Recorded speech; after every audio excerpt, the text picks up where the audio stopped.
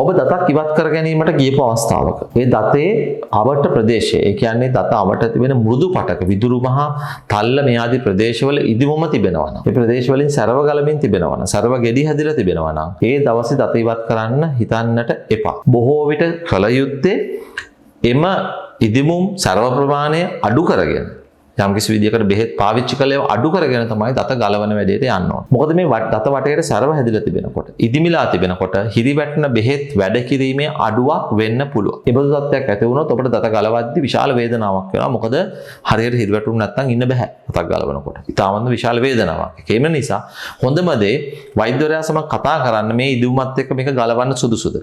මේ ඉදුම අඩු කරගෙන එන එකද සුදුසු? එතකොට ඒ දත අණුව හිරිවැට්ටා ගැනීමට වෙන උපක්‍රම තිබෙනවා නම් ඒක අනුගමනය කරන්න ඉඩ තිබෙනවා වෛද්‍යවරයා. එහෙම නැත්නම් කල යුත්තේ මේ ඉදුම අඩු කරගෙන, බෙහෙත් පාවිච්චි කළ ඉදුම අඩු කරගෙනයි ඔබ දත ඉවත් කරන ප්‍රතිකාරයට යන්න ඕන. දන්ත ශල්‍ය වෛද්‍ය විද්‍යාව පිළිබඳව, මුඛ සෞඛ්‍ය පිළිබඳව දැනුම ඔබට තවදුරටත් ලබා ගැනීමට අවශ්‍ය නම් මෙහි ඩිස්ක්‍රිප්ෂන් එකේ තිබෙන ලින්ක් එක හරහා අපගේ WhatsApp සමූහයට එකතු වන්නට පුළුවන්.